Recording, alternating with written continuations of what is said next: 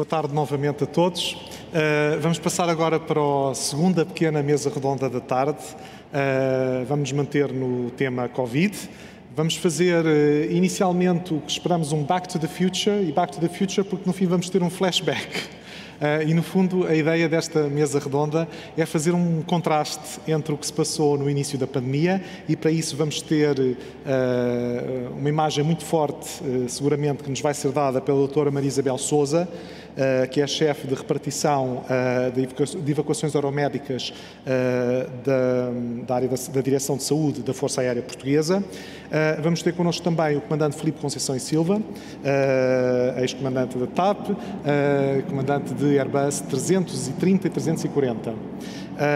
E vou estar eu também aqui convosco. Já agora aproveito só um breve minuto para, desde já, vos salientar todos os oradores que depois se vão seguir em sequência até ao final da tarde. Teremos logo a seguir a esta pequena mesa redonda o Dr. Stephen Houston, médico dos Serviços de Saúde da British Airways, que nos vai falar sobre a dinâmica dos gases no pós-operatório oftalmológico e as questões do voo a ela inerentes. Vamos ter o Dr. Declan Maher, que é o atual presidente da Sociedade Europeia de Medicina Aeronáutica, ESAM, que nos vai falar um pouco do que é a sociedade e o que é que a move. A seguir passaremos, ele está em remoto, na Irlanda. Da Irlanda passaremos diretamente para o Brasil, onde temos a presidente da Sociedade Brasileira de Medicina Aeroespacial, a doutora Rosânia dos Santos, e o professor Donizetti, que nos vão dar, de facto, um panorama do que é a medicina aeronáutica e a indústria aeronáutica no Brasil neste momento. Depois, pós-graduações em língua portuguesa, a doutora Vânia Melhado e a doutora Sofia Almada, falando respectivamente das pós-graduações no Brasil e da Força Aérea Portuguesa. Um tema depois completamente diferente para manter a nossa ideia de pot-pourri, com exostoses, com o Dr. Miguel Cruz, examinador médico aeronáutico do Centro de Medicina Aeronáutica da UCS Grupo TAP, e fecharemos com chave de ouro com o professor Eurico de Brito, que nos vai falar um pouco sobre o Conselho Estratégico para a Investigação Científica e Tecnológica em Aviação. Muito bem, então, passando então à nossa pequena mesa redonda, eu vou passar alguns slides. E vou começar precisamente por vos falar de ambiente de cabine e prevenção de transmissão de Covid, segundo o conceito multilayer ou multicamadas. Portanto, para abordar este tema, vamos falar rapidamente de risco de transmissão de doenças airborne, por via aérea, não in-flight, airborne no sentido lato, ventilação e dinâmica do ar a bordo, transmissão do SARS-CoV-2 e suas implicações para a aeronáutica e prevenção e minimização do risco na viagem aérea, segundo a estratégia multicamadas. E começaria só por dizer que não vos vou trazer assim, penso eu, nada de muito novo.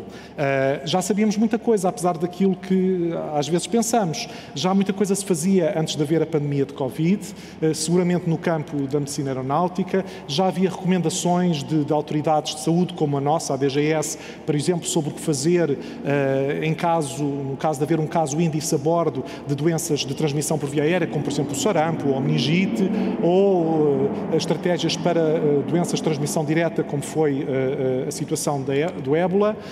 Também já tínhamos uma noção, por muitos estudos que foram realizados nas crises do SARS, da gripe A, da gripe aviária, etc. Este caso é o da gripe A, em que ficou esta noção de que realmente o risco tem a ver com a distância e, portanto, nomeadamente as duas filas adjacentes aos casos índices. E, neste momento, em relação à Covid-19 propriamente dita, na verdade o que nós temos na literatura científica ao fim deste tempo todo são algumas dezenas de casos para mais de 1 bilhão de passageiros. E isto, estou a falar de casos de possível ou provável transmissão a bordo, in-flight, que é um conceito diferente da transmissão na viagem, que é um conceito muito mais lato e que, infelizmente, às vezes se mistura e gera alguma confusão. Claro que é muito provável haver alguma subestimativa nestes números, mas se virmos que o denominador é tão grande para o número de passageiros, realmente, e embora também a ausência de evidência não seja evidência de ausência, os números são encorajadores e parece haver suficiente evidência para concluir que o risco é baixo, sobretudo se tivermos em conta o uso sistemático de máscaras, e especialmente em comparação com outros espaços fechados que utilizamos no dia-a-dia. Também a EASA e o Centro de Controlo de Doenças Europeu vieram classificar o risco em voo como muito baixo, precisamente neste último Health Safety Protocol que saiu em junho passado. Bom, mas então, risco muito baixo, se calhar estamos agora todos um bocado confusos, mas o risco é alto, é muito baixo, mas porquê que é muito baixo? Seguramente neste momento é baixo devido a toda esta estratégia multicamadas de atitudes e comportamentos e procedimentos preventivos que se iniciam desde o momento em que o passageiro ou o tripulante sai de casa até ao retorno, passando pelos aeroportos, os hotéis, etc. Mas seguramente que no caso do avião propriamente dito, há um fator aqui que se crê neste momento que é particularmente importante, juntamente com o uso de máscaras, que são os aspectos da ventilação, da dinâmica do ar a bordo dos aviões comerciais. E por isso vamos falar precisamente disso de seguida, e para isto temos o especialista e temos connosco o comandante Filipe Conceição e Silva, como vos disse, que vai inicialmente passar-vos aqui um pequeno filme. De qualquer modo vou-lhe passar a palavra e vai-vos introduzir um bocadinho a esta temática, às vezes um pouco complexa para não pilotos, de como funciona a pressurização, como funciona a dinâmica do ar a bordo. Filipe. Obrigado, é um prazer estar aqui. Agradeço imenso ao UCS na tua pessoa o convite. É com muita honra que estou aqui presente para poder eventualmente desmistificar algumas situações e algumas dúvidas que hajam, inclusive com médicos e com a população que voa aviões. Nós vivemos nos nossos mundinhos técnicos e por vezes as pontes são difíceis de criar, embora difíceis não seja impossível. Eu tenho aqui um filme pequenino que vou comentar e agradeço antes de mais à JJ Aviation que o fez, que está em inglês, mas eu vou comentá-lo de modo a que possa eventualmente ajudar a todos a perceberem como é que um avião é pressurizado, como é que existe ar dentro do avião, como é que a percentagem de oxigênio e de azoto continua a existir e eventualmente tirar algumas dúvidas que têm surgido na minha vida de aviação, têm surgido em passageiros que perguntam e não só. Portanto, se puderes pôr isto a funcionar, vamos a isto.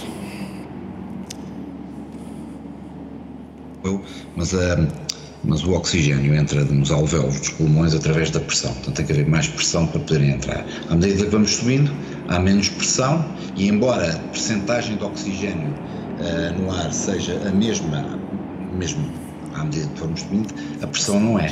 E daí a necessidade de uma pressurização para a vida humana continuar acima em grandes altitudes. Portanto, fiz aqui um voice-overzinho, isto está em inglês, espero que seja produtivo. Assim sendo, vamos a isto. Na altitude cruzeira, a pressão ambiente é demasiado baixa e, consequentemente, há pouco oxigênio.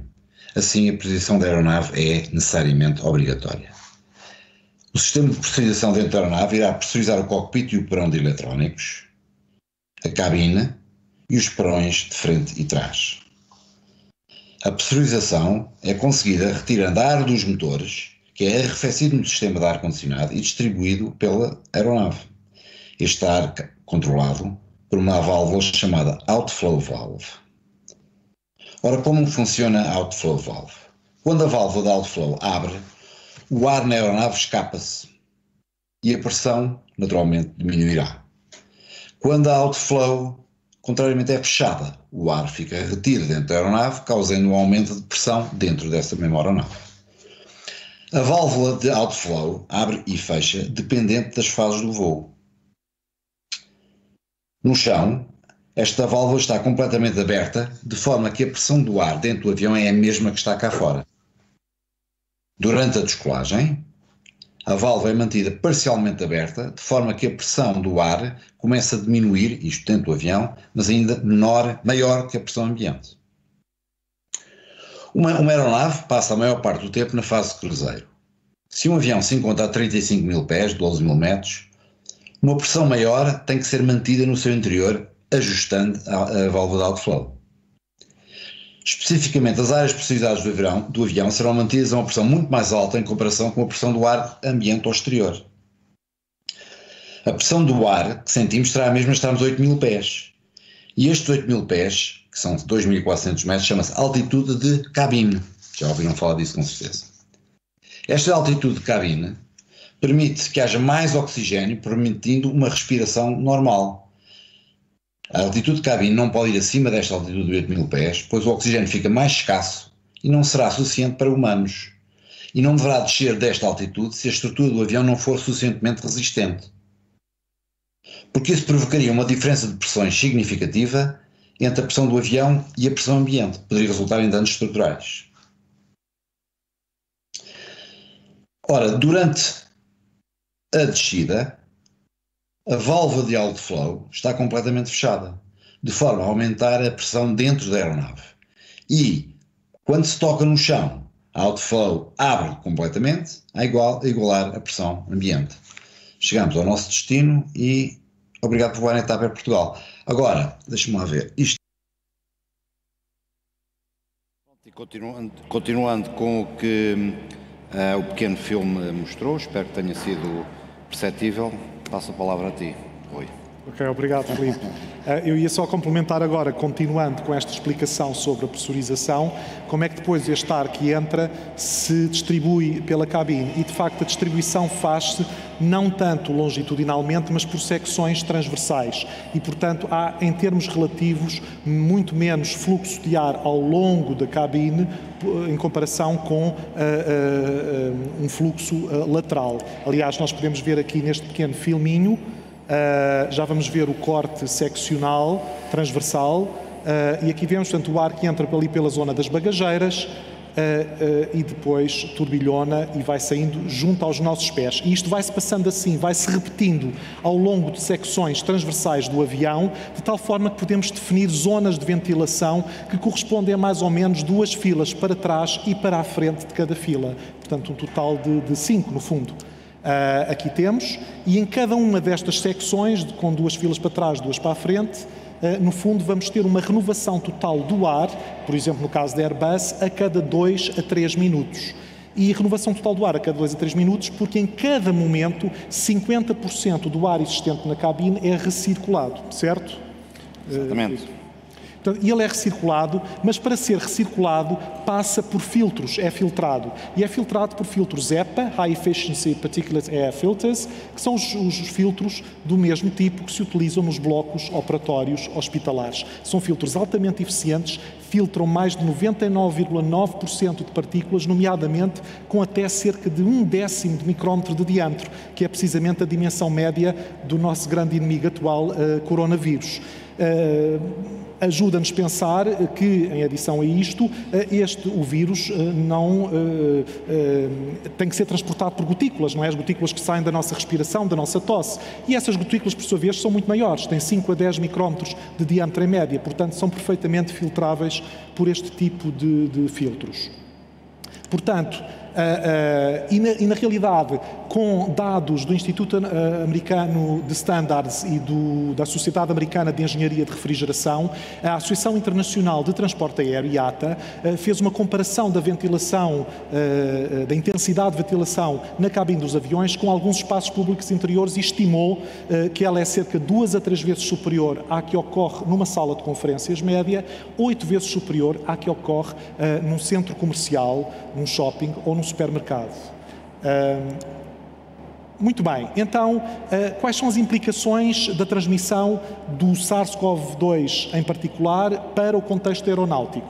Bom, temos que levar em conta o que nós sabemos neste momento sobre a dinâmica do próprio vírus, não é? E, nomeadamente, a evidência atual que sabemos à data, é que as maiores taxas de transmissão, a maior probabilidade de transmissão está associada com indivíduos que expelem grandes quantidades de gotículas, porque tossem, porque estão mais infectados, porque estão mais doentes, em espaços fechados e, sobretudo, quando tossem, claro, tossem ou espirram, quando cantam ou falam alto. Porque, obviamente, isso implica a emissão de mais, permitam uma expressão, de mais perdigotos, como eu devo estar a emitir precisamente neste momento. Pelo contrário, a probabilidade de infecção diminui com a distância do foco, com a menor duração do contacto e, lá está, com maior ventilação de ar fresco. Rui, já agora posso te interromper. Uma das coisas que é conveniente, enfim, desmistificar é que uma coisa é a pressurização, outra coisa é a ventilação. O avião, à medida que vai subindo, no sentido lato da palavra e do equipamento, mantém a pressurização, as percentagens de oxigênio, de nitrogênio, que nos permitem respirar a uma altura da Serra da Estrela, de 2.000 metros, 2.500, e isso é importante que as pessoas que voam em aviões que se convençam disso. Uma coisa é a pressurização, outra coisa é a ventilação. Ok? Era isso só para... Muito importante esse pequeno, grande detalhe, não é, Filipe? Pois bem, passando aqui à frente, e precisamente voltando à questão da ventilação, temos esta modelação que foi feita por um grupo de Harvard, da Escola de Saúde Pública de Harvard, e que já nos indicia aqui a estratégia multicamadas, aqui de uma forma muito simples e muito física e local, que é todas as barreiras que o vírus, as gotículas com vírus têm que atravessar para chegarem de um caso índice, que está num dos extremos do ecrã, ao caso que possa ser ou não contagiado. E reparem que eles estimaram que 10.000 gotículas, atravessando a máscara do emissor, o efeito da gravidade, a ventilação ativa, novamente a máscara do receptor, ficam reduzidas a 5 gotículas. Isto, em termos biológicos, é uma redução brutal. E, de facto, em termos de risco de transmissão de doenças por via aérea pelo ar, como a Covid-19, mas não só, a cabine de avião comercial apresenta, em geral, um perfil mais favorável comparado com outros espaços fechados, precisamente, muito provavelmente, devido a este fator de ventilação, incluindo restaurantes, igrejas, ginásios ou academias no Brasil, autocarros, no Brasil ônibus, e comboios ou trens de alta velocidade, que são os estudos que foram feitos, estudos comparativos que foram feitos. Inclusivamente houve autores que recentemente sugeriram que, se calhar, as características de ventilação das cabines de avião, essas sim, é que deveriam ser adaptadas, transmutadas para estes outros contextos, nomeadamente para os comboios e autocarros. Também, um bocadinho nesta linha, houve um estudo que eu tenho que trazer aqui, porque foi um estudo muito marcante, feito com muitos meios, promovido pelo Departamento de Defesa norte-americano, com investigadores universitários e também da indústria aeronáutica e peritos de biodefesa e emergência, em que eles utilizaram aviões reais da United, neste caso, e em que simularam um passageiro doente, temos ali aquela boneca, que respirava e tossia, emitindo partículas, gotículas. E foram ver o que é que acontecia àquelas gotículas, ligando o sistema de ventilação do avião real. Portanto, não é sequer um simulador, é um avião real. E realmente, para já, verificaram uma coisa interessante, é que o tempo que as gotículas permaneciam na cabine era muitíssimo inferior ao tempo que as gotículas permanecem, por exemplo, em casa. Podem ver aqui neste gráfico, reparem na linha azul como ela cai rapidamente, em 6 minutos. Em casa as gotículas vão ficar ali a pairar, nomeadamente as gotículas mais pequenas, aerosolizadas, vão ficar a pairar durante bastante mais tempo. E, tudo somado, verificaram que, com a ventilação ativa, havia uma redução de partículas da ordem de 99,7% nos lugares junto à fonte, junto ali à boneca emissora, e de 99,99% nos cerca de 40 lugares adjacentes seguintes. E isso levou estes autores até a recomendarem que, caso houvesse um caso índice a bordo, só haveria interesse em investigar, em fazer o contact tracing, o rastreio dos contactos nas filas imediatamente à frente e atrás. Na verdade, na prática, a grande maioria das autoridades de saúde vai atrás, digamos assim, de mais passageiros, pelo menos 2 filas para trás e para a frente, mas esta foi até a recomendação que saiu deste estudo. Então, prevenção e minimização do risco na viagem aérea, e também o que é que podemos levar daqui que nos possa também ser útil para o futuro, para o mundo pós-Covid. Sem dúvida que temos que nos lembrar que já haviam procedimentos antes da Covid, ok? Antes de ser, já era. Havia muitos procedimentos no mundo aeronáutico, na indústria aeronáutica, nomeadamente promovidos pela IATA e não só, e já houve planos de contingência para outras pandemias, que felizmente acabaram por não afetar o mundo tanto como a atual, mas como foi a gripe das aves, a gripe A, etc. E, portanto, as companhias aéreas têm muitos procedimentos implementados, através até da formação das próprias tripulações, etc. E, claro, estes planos de contingência tiveram que ser adaptados agora, e muito adaptados, para a nova realidade da Covid. Lembrarmos também que o risco da viagem não é a mesma coisa que o risco do voo, e muitas vezes há essa confusão, essa mistura. O risco do voo é o risco da viagem é o risco do voo, e não é verdade. O risco da viagem começa no momento em que saímos de casa, em que apanhamos o Uber, o táxi, uma boleia, carona no Brasil, a passagem pelos hotéis, pelos aeroportos, a chegada aos hotéis, o que fazemos nos pontos de destino, etc. E, portanto, é todo um risco composto. E, de facto, aquele estudo de Harvard que eu mencionei há pouco, feito pela Escola de Saúde Pública de Harvard, apoiou precisamente para a redução mais eficaz do risco, e reparem que o risco nunca é zero, por muito baixo que seja, ele não é zero, ele existe, mas a redução mais eficaz do risco é através precisamente de uma abordagem multicamadas, a ventilação dos aviões, a desinfecção, o uso de máscaras, os comportamentos individuais e grupais, etc. E concluíram que, e lembro-vos que este estudo foi feito em setembro do ano passado, portanto em pleno pico de pandemia, que o risco de transmissão a bordo era inferior ao de outras atividades de rotina que as pessoas tinham nessa altura, como ir às compras ao mercado, à grocery store, no original, ou comer fora. E, de facto, outras instituições, a Organização da Aviação Civil, ICAO, a EASA, vêm precisamente promover uma série de procedimentos que têm sido adaptados e modificados ao longo do tempo, mas que vão cair neste conceito que eu penso que vai ficar para outras contingências no futuro, que é a estratégia multicamadas. É como proteger-nos do frio, é mais eficaz usarmos várias camadas, não é, de casacos, anoraks, etc., do que propriamente levarmos só um casacão muito quente. Toda a gente que esteve em regiões frígidas sabe que é assim. E, portanto, a analogia aplica-se muito bem para a prevenção de doenças por transmissão aérea. E deixava-vos, depois faremos chegar isto também a quem nos solicitar, estes 3 links. Um é o da IATA, do Medical Advisory Group da IATA, que faz um resumo da evidência atual sobre medidas de saúde pública e risco Covid. Este documento tem sido constantemente atualizado, saiu agora a nova versão, precisamente agora há poucos dias, em outubro, precisamente porque as coisas têm evoluído sempre e o conhecimento está sempre a evoluir.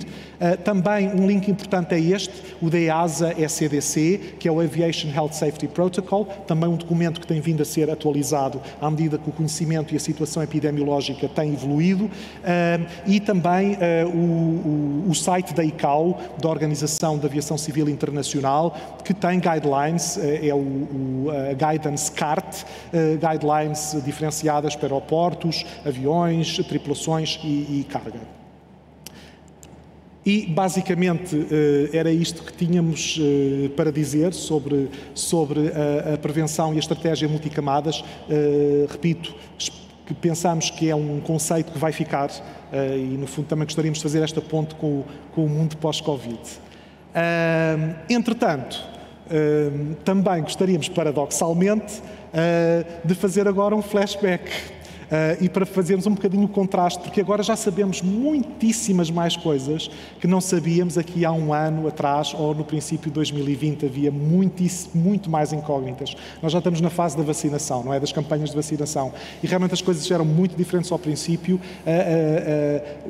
os graus de liberdade que haviam para atuarmos eram muito diferentes, e achamos que um ótimo exemplo pode-nos ser dado precisamente pela intervenção que a Força Aérea Portuguesa teve nesses tempos particularmente difíceis, e é precisamente para nos dar uma imagem do que aconteceu na altura que pedimos à doutora Maria Isabel Sousa que nos viesse contar um pouco essa história.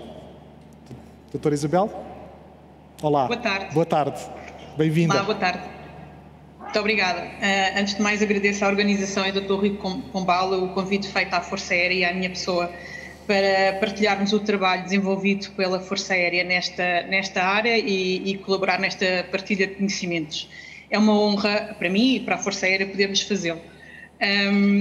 Eu não sei se conseguem já ver a minha... Eu preparei uma palestra só para orientar o discurso, não sei se já a conseguem ver. Consigo. Já vi que sim. Portanto, o título proposto foi precisamente a experiência militar no pico da pandemia, o que é que nós já sabíamos e o que é que aprendemos e de forma que podemos colaborar com a população portuguesa nestes momentos difíceis. Não estou a conseguir passar o slide. A agenda que me proponho fazer é fazer uma pequena introdução, falar um pouquinho de algumas experiências anteriores ao Covid, como é que nós planeamos as missões de evacuação de doentes infectados com Covid ou suspeitos de infecção por Covid, algumas experiências no que diz respeito à execução e só referir algumas missões feitas por nós ao longo deste período de 19 meses. Pondo em contexto, as evacuações aeromédicas fazem parte da medicina operacional do ponto de vista militar e do ponto de vista da doutrina da NATO, portanto, precisamente porque no conceito de medicina operacional é entendido como a prevenção da doença, o tratamento rápido dos doentes e a sua evacuação médica, e isto é uma contribuição major para a proteção e a sustentabilidade das nossas forças militares nos terrenos. E daí que as evacuações aeromédicas e médicas fazem parte de todo o processo de saúde, de cuidado ao doente. A evacuação médica é um movimento de doentes sob supervisão médica por transporte aéreo entre instalações de tratamento médico e faz parte do contínuo de tratamento dos doentes. O objetivo de qualquer sistema de evacuação médica, seja terrestre, aéreo ou marítimo, é levar o doente certo na plataforma certa, com ativos médicos certos, para a instalação de tratamento certa no tempo certo. Já se tinha feito muita coisa no passado no que diz respeito à evacuação ou transporte aéreo de doentes com doenças infectocontagiosas. A Força Aérea teve, e através do Estado-Maior-General das Forças Armadas e a Força Aérea, tiveram um projeto e identificámos a capacidade de transporte de doentes infectados com doenças infectocontagiosas a partir de 2014. Isto foi quando foi o boom da pandemia, ou da epidemia na altura do vírus ébola. E foi nesta altura que foram feitos os primeiros planos e os primeiros treinos. A Força Aérea e as Forças Armadas portuguesas nunca transportaram nenhum doente infectado com o vírus ébola, mas preparávamos para isso. E para isso identificámos esta capacidade. Foi a partir daqui que tínhamos alguns procedimentos elencados e formas de atuação no caso de ser preciso transportar algum doente. Esta capacidade foi pensada, sobretudo porque tínhamos militares em teatro operacional, onde a pandemia, a epidemia do vírus ébola estava em crescimento, mas também, naturalmente, uma capacidade destas fica sempre disponível para uso pela restante população portuguesa, a pedido, naturalmente. No que diz respeito ao planeamento da missão, ela começa com uma ativação da nossa parte, somos ativados, somos chamados a colaborar quando há um pedido de transporte do doente. Isto é feito sempre através do comando aéreo para um médico regulador ou para um militar profissional de saúde regulador desta situação. Portanto, o que é que acontece? Nós somos informados quem é que está a fazer o pedido, para onde é que é pretendido que o doente seja transferido, qual é que é o problema do doente.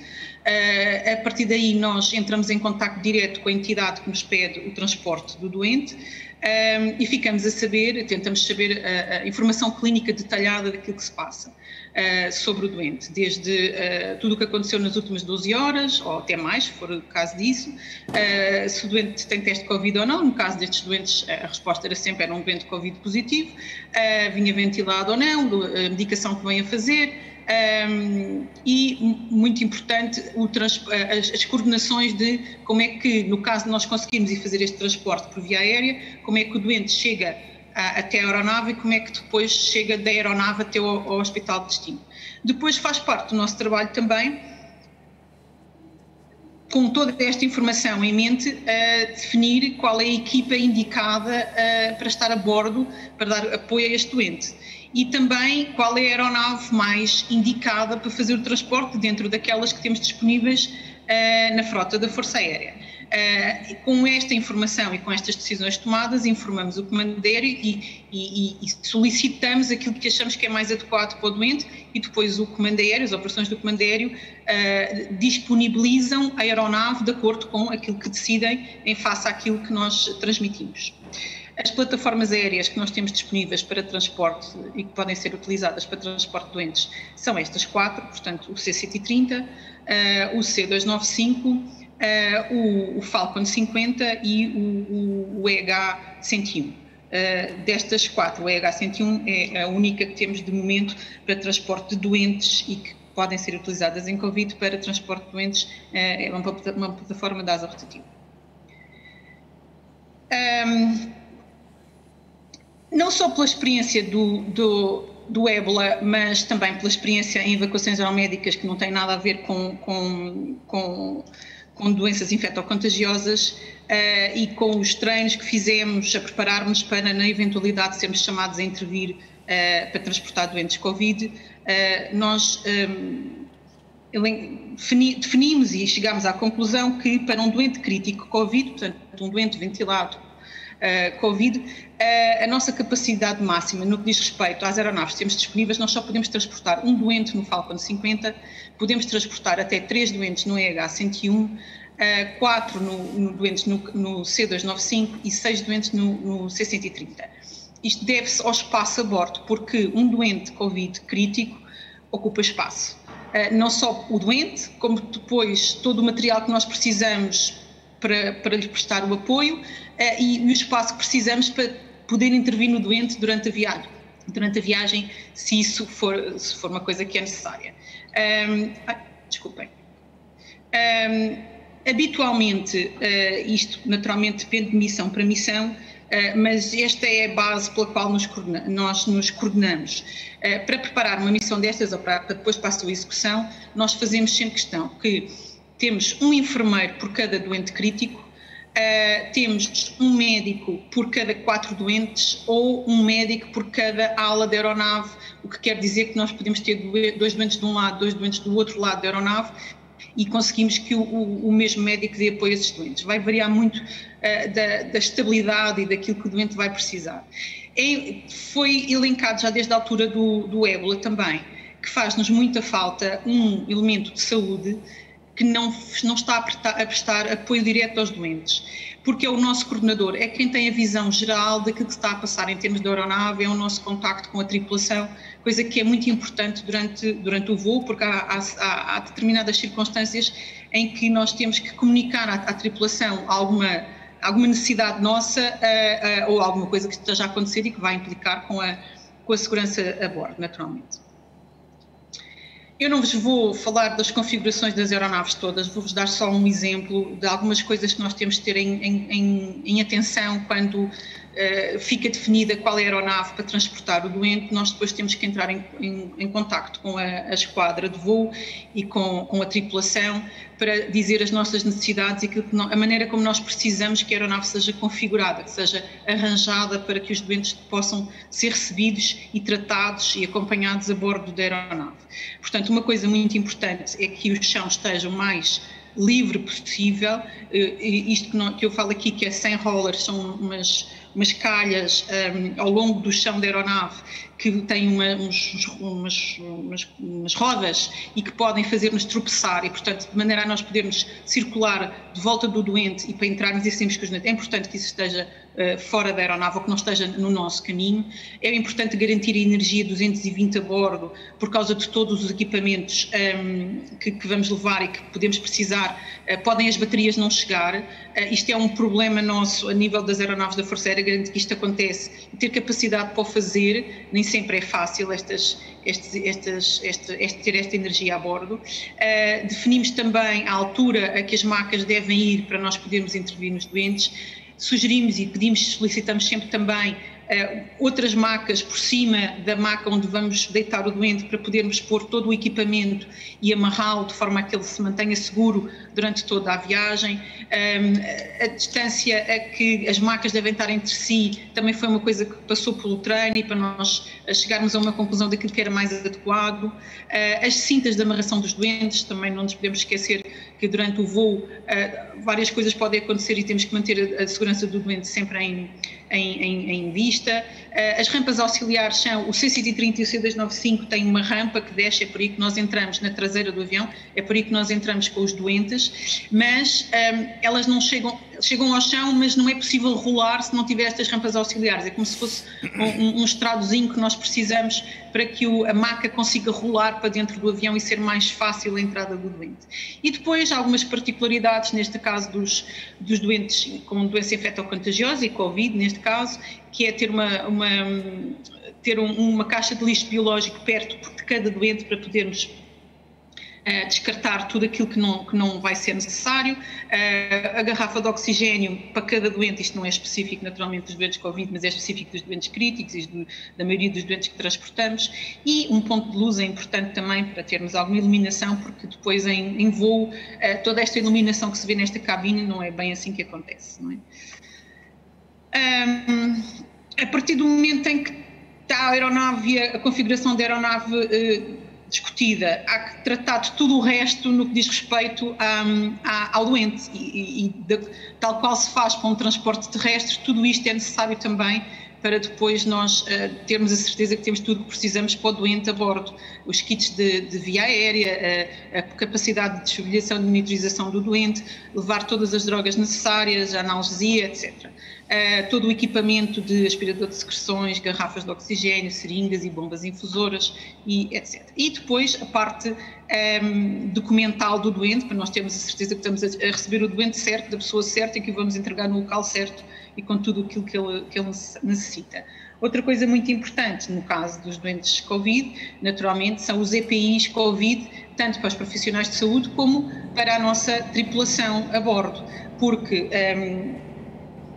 a dinâmica do ar a bordo dos aviões militares não é bem a mesma daquilo que acontece nos aviões comerciais e, portanto, nós não temos, exceção feita ao C-130, com situações muito particulares, nós não conseguimos isolar o cockpit do resto da aeronave e, portanto, naturalmente estamos a transportar um doente com uma doença infectocontagiosa em que se pode transmitir pelo ar ou por gotículas, a tripulação pode estar em risco, até porque temos elementos de tripulação connosco no local onde nós nos encontramos com o doente.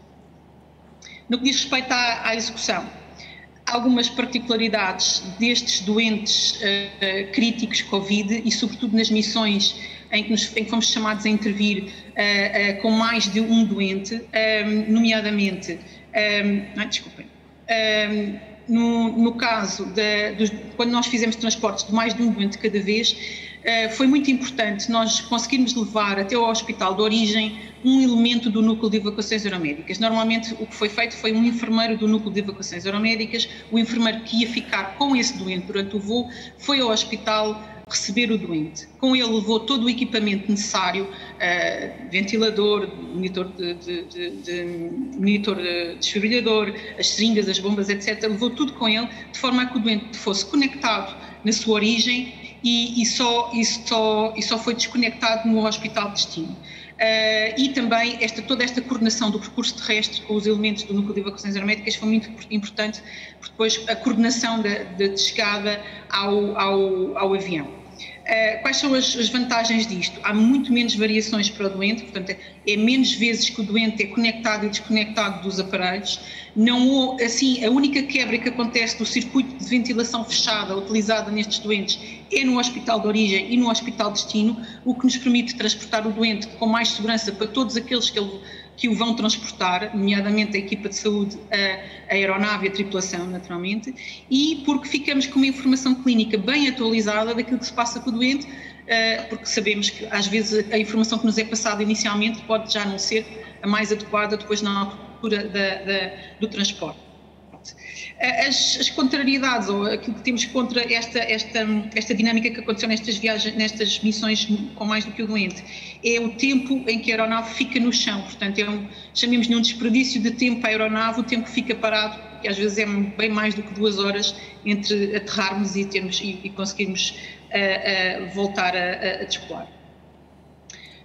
No caso das missões, nestas missões em que levamos mais do que um doente, toda a parte terrestre exigiu uma grande coordenação de várias entidades, desde a Proteção Civil, da Polícia de Segurança Pública e, sobretudo, do INEM, porque naturalmente foi o INEM que colaborou e que fez o transporte em conjunto com os nossos elementos do Núcleo de Evacuações Aeromédicas, desde a origem, desde o hospital de origem do doente até a aeronave e depois desde a aeronave até o hospital de destino.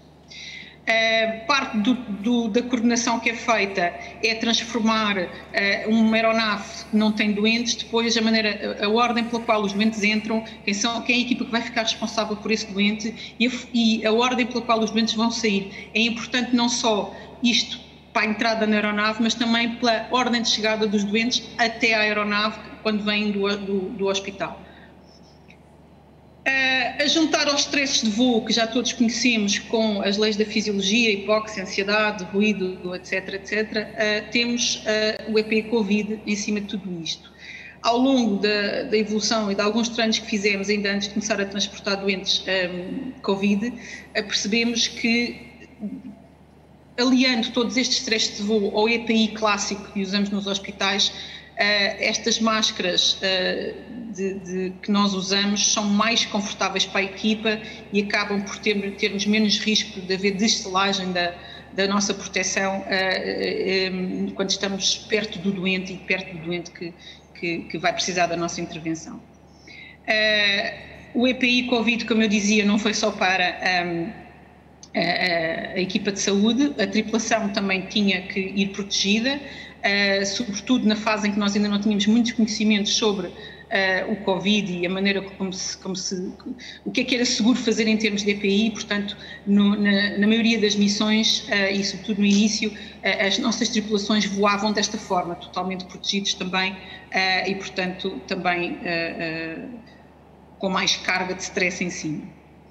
No pós-missão, além da descontaminação nossa e do nosso material, era preciso ativar o serviço da Força Aérea que faz a descontaminação das aeronaves, de forma a que a aeronave ficasse descontaminada e limpa, pronta para a próxima missão, que podia ou não ser uma missão de evacuação aérea. E, portanto, nas primeiras missões em que transportámos doentes, sobretudo quando eram doentes que vinham ventilados e não era propriamente circuito fechado, isto era necessário. Fizemos isto também em algumas missões de transporte de não combatentes, que eu já vou falar delas. O conceito do biobag. O biobag permite manter um ambiente isolado. Nós fizemos só uma missão em que o doente vinha dentro deste biobag, permite controlar as pressões desde positiva a negativa, mas há uma grande dificuldade, sobretudo nestes doentes Covid, pelo seu volume e biometria, conseguir ter um doente dentro deste container. A grande vantagem é que, se transportarmos o doente dentro deste container, a aeronave e todos nós podemos fazer um downgrade dos EPIs e depois não é preciso descontaminar a aeronave. O problema é todas aquelas contrariedades que eu tenho ali elencadas, é que a partir do momento em que o biobag está selado, não mais nós podemos passar material para dentro ou tirar lá de dentro, ou qualquer intervenção no doente tem que ser pensada antecipadamente, porque se voltamos a desselar o biobag, isto deixa de ser, a selagem, que é a grande vantagem, deixa de existir, não é? Teoricamente isto é de uso único, na verdade às vezes não é assim que funciona, e sobretudo o doente tem necessariamente que ser um doente que vem sedado. Um doente acordado não tolera ficar dentro desta estrutura durante muito tempo, e isto às vezes pode ser uma contrariedade. A Força Aérea adquiriu recentemente uma outra espécie de biobag mais evoluído, chamado EpiShuttle, onde aquele contra que eu disse que não podíamos mais intervir no doente ou não podíamos passar nada para dentro do EpiShuttle, neste caso podemos. O EpiShuttle tem uma estrutura que permite que nós passemos algum material, nada muito volumoso naturalmente, para dentro da estrutura e dá para contactar com o doente. Mais uma vez, permite o isolamento rápido do doente, faz com que a aeronave não está contaminada e, portanto, os EPIs da tripulação e dos profissionais de saúde deixam de ser mandatórios ou necessários. Neste caso, o EpiShuttle, a grande contrariedade dele é o peso e no caso da nossa aeronave Falcon 50, que é o exemplo que vocês estão a ver aqui nas imagens, é possível pôr o Epi-Shuttle dentro da aeronave, mas é uma tarefa difícil, para dizer o mínimo. Algumas missões feitas pela Força Aérea, portanto, desde o início da pandemia, nós fizemos 19 missões chamadas Covid, em que foram 4 no ano 2020 e 15 no ano 2021. Isto para um total de 143 missões de evacuações aeromédicas durante este período. Nós fizemos 4 missões chamadas Stratoevac, evacuações estratégicas. Isto foi o repatriamento de militares que estavam em missão e que, por ficarem infectados por Covid, tiveram que ser repatriados. Estas 4 missões foram transportados 6 doentes. Nas várias missões nacionais, foram 13 missões nacionais, transportámos 21 doentes. Quase todos eles foram doentes críticos. A exceção são estas missões que eu falo aqui de Porto Santo para Lisboa e da Terceira para Lisboa, foram militares da Força Aérea que estavam infectados e que tiveram que voltar para o continente porque estavam em destacamento nestas ilhas e não era possível mantê-los lá. E fizemos em 2020 2 missões de evacuação de não combatentes, é o que quer dizer esta sigla NEO. Com certeza que se lembram que a primeira de todas foi no dia 31 de janeiro, foi o repatriamento de cidadãos que moravam em Wuhan e que a Força Aérea foi buscá-los à França e os trouxe no C-130 para Lisboa. Isto foi uma missão feita em conjunto com o INEM e com a Proteção Civil e com as autoridades de saúde, o repatriamento destes cidadãos. Depois veio a verificar-se que não estavam infectados, mas na altura ainda não se sabia, e depois uns meses mais tarde também repatriámos cidadãos da Roménia para Portugal, e esta missão foi feita num Falcon 50. Doutora Isabel, eu peço desculpa interromper, mas temos mesmo que terminar. O nosso slot já terminou e temos mesmo que terminar. Obrigado. Estes 50 doentes foram transportados, 24 doentes ambulatórios, assintomáticos, 7 sintomáticos, com sintomas ligeiros ou moderados, 19 doentes críticos, 7 deles com necessidade de ECMO. Portanto, foi uma partilha as equipas ECMO dos hospitais que iam receber estes doentes, viajaram connosco. Algumas fotos das equipas que foram participar nestas missões. O futuro vai passar pela colaboração de todos os ligados a esta área, e está a terminar. Muito obrigado.